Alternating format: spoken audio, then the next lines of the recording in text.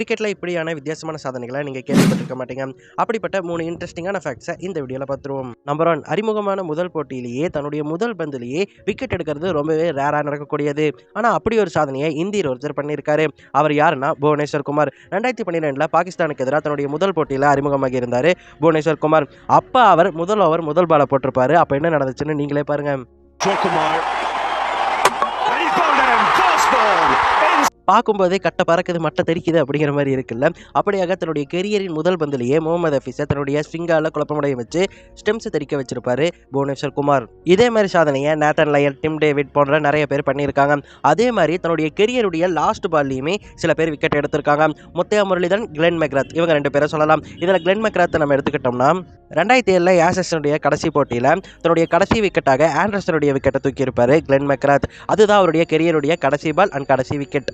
Number 2, இந்திய வீரர்கள்லேயே ODI போட்டியில் அறிமுகமான முதல் போட்டியிலேயே செஞ்சுரி அடித்தது ஒரே ஒரு வீரர் மட்டும்தான். அந்த வீரர் யார் தெரியுமா? அது கேஎல் ராகுல் தான். கேஎல் ராகுல் 2015 ஜிம்பாப்வேக்கு எதிராக தன்னுடைய முதல் ஒரு நாள் போட்டியில் அறிமுகமாக இருந்தார். அந்த போட்டியில் அற்புதமாக விளையாடி 115 பாலுக்கு 100 ரன்களை குவிச்சிருப்பாரு. இதனால் அறிமுகமான முதல் போட்டியிலேயே ஓடிஐயில் செஞ்சுரி விளாசின ஒரே இந்தியர் அப்படிங்கிற சாதனையை கேஎல் ராகுல் இப்போ வரைக்கும் வச்சிருக்காரு. இதே மாதிரி தன்னுடைய கடைசி போட்டியில் ஓடிஐயில் சதமடித்த வீரர் யாருன்னு சொல்லிட்டு உங்களுக்கு தெரியுமா? அப்படிப்பட்ட சாதனையும் சில வீரர்கள் பண்ணியிருக்காங்க. அதுல முக்கியமான வீரர்னா ஃபாஃப் டு பிளேசஸ் தான். 2019 வேர்ல்டு கப்ல ஆஸ்திரேலியாவுக்கு எதிராக தன்னுடைய கடைசி போட்டியை அவர் ஆடி இருந்தாரு. அந்த போட்டியில சூப்பரா ஆடி 94 பாலுக்கு 100 ரன் அடிச்சு சவுத் ஆப்பிரிக்கா அந்த மேட்சை ஜெயிக்கிறதுக்கு மிக முக்கிய காரணமா இருந்தாரு. அதுக்கப்புறம் சில அரசியல் காரணங்களுக்காக அவர் விளையாட திரும்ப வரவே இல்லை. இதே மாதிரி லாஸ்ட் போட்டியில சதம் விளாசின வீரர்கள் உங்களுக்கு தெரியும் அப்படின்னு சொன்னா அவங்கள மறக்காம கமெண்ட்ல மென்ஷன் பண்ணுங்க.